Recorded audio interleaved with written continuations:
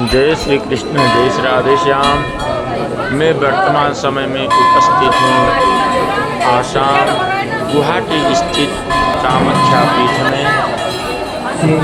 जो कामाख्या मंदिर है वहाँ मैं उपस्थित हूँ और 22 जून से जो अम्बुबाची का मेला है वह मेला प्रारंभ हो रही है।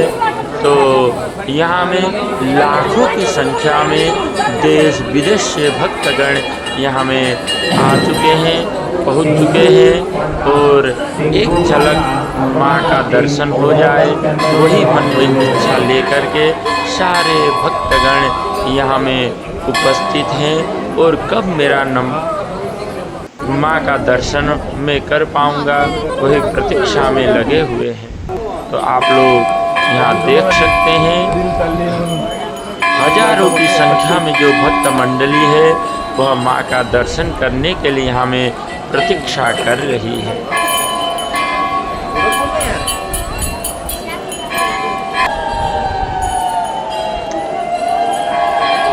और यहाँ में बहुत दूर दूर से इस समय में साधु सन्यासी जो महात्मा है वह भी यहाँ में आकर के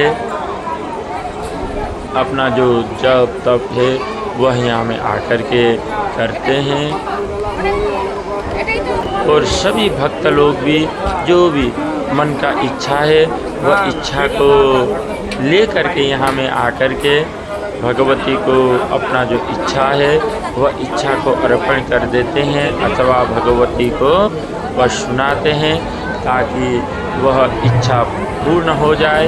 अर्थात जो भी आकर के भगवती को कुछ भी अपना जो मन का इच्छा है वह मन का इच्छा को यदि माँ के शरणों में आकर के रखता है तो वह माँ अति शीघ्र ही उसका सारा मनोवांछा पूर्ण करने वाली है। क्योंकि जो माँ है वह बहुत ही दयालु है, बहुत कृपामय है। तो कोई भी भक्त यदि आकर के माँ के शरणों में यदि अपना मन का इच्छा को यदि भगवती को सुनाता है अर्थात निवेदन करता है तो वह माँ पूर्ण कर देती है। इसीलिए इस समय में यहाँ अनेक जो भक्त है वह भक्त अपना जो भी मन का इच्छा है वह इच्छा को लेकर के यहाँ में पहुँच चुके हैं। और एक झलक माँ का दर्शन हो जाए वही प्रतीक्षा में भक्तगण यहाँ लगे हुए हैं।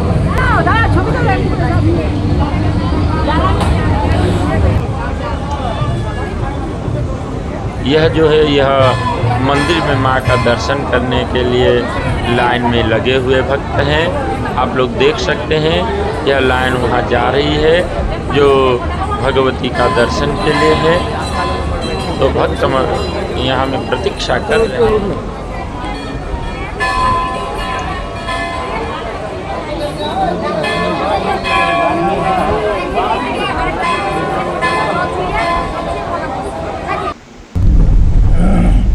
उसके बाद में हम लोग जब कामाख्या माँ का दर्शन कर लिए तो उसके बाद में हम लोग भीमा शंकर जो महादेव है उनका दर्शन करने के लिए हम लोग निकल चुके। और कब भगवान भोलेनाथ का दर्शन हो पाए वही मन में इच्छा थी। तो हम लोग अति शीघ्रता के साथ में वहाँ पहुँच चुके हैं अथवा पहुँच गए। और भगवान जो भीमा शंकर महादेव है उनका हम लोग ने और यहाँ का दृश्य बहुत ही मनोरम। तो आप लोग भी दृश्य है दर्शन कर सकते हैं महादेव का। तो यहाँ में जो नदी के बीचों बीच में भगवान बैठे हुए हैं तो यही है भगवान भीमा शंकर जो महादेव है वो इसी स्थान में यहीं में उपस्थित है और यही है।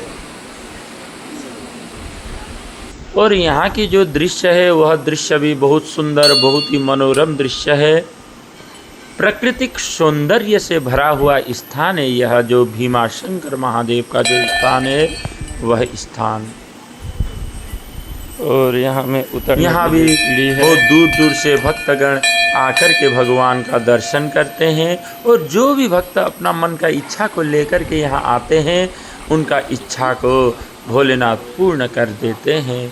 क्योंकि भोलेनाथ स्वतः ही भोले हैं, बहुत दयालु हैं, बहुत कृपालु हैं। तो जो भी भगवान के शरण में आते हैं उनका सारा मनोवांछा भगवान भोलेनाथ पूर्ण कर देते हैं। और आप लोग देख सकते हैं, बहुत सुंदर दृश्य है, बहुत ही मनोरम, बहुत सुंदर स्थान है। जो श्रावण मास और शिवरात्रि में यहाँ में अत्यधिक भीड़ होती है। यहाँ में लाखों की संख्या जो हरा भरा स्थान है। उसके बाद हम लोग वहीं से उमानंद जो मंदिर है वहाँ के लिए हम लोग निकल गए और वहाँ जाने के लिए ब्रह्मपुत्र नदी पार होके जाना होता है, क्योंकि वह उमानंद जो मंदिर है वह ब्रह्मपुत्र नदी के बीचों बीच में बैठी हुई है अथवा स्थित है, जो टापू में स्थित है। तो हम लोग जाने के लिए नाव में, बोट में बैठ गए और ब्रह्मपुत्र नदी का जो कलरव जो ध्वनि है वह ध्वनि को श्रवण करते हुए अति ही मनोरम दृश्य को दर्शन करते हुए अति ही आनंद के साथ में कब उमानंद भगवान का दर्शन हो पाए, कब उमानंद मंदिर का दर्शन हो पाए, वही मन में इच्छा को लेकर के हम जा रहे थे। और जाते जाते जाते अंत में भगवान ने कृपा कर दिया, दया कर दिया। तो अंत में हम लोग जो उमानंद मंदिर है वह मंदिर पहुंच ही गए। तो यही है, उमानंद मंदिर में जाने के लिए सीढ़ी से होकर के ऊपर में जाना होता है। तो यहाँ भी प्राकृतिक सौंदर्य भरा हुआ है, बहुत ही सुंदर स्थान है। जो और कामाख्या मंदिर दर्शन करने के बाद में हमें यहाँ अवश्य आना चाहिए।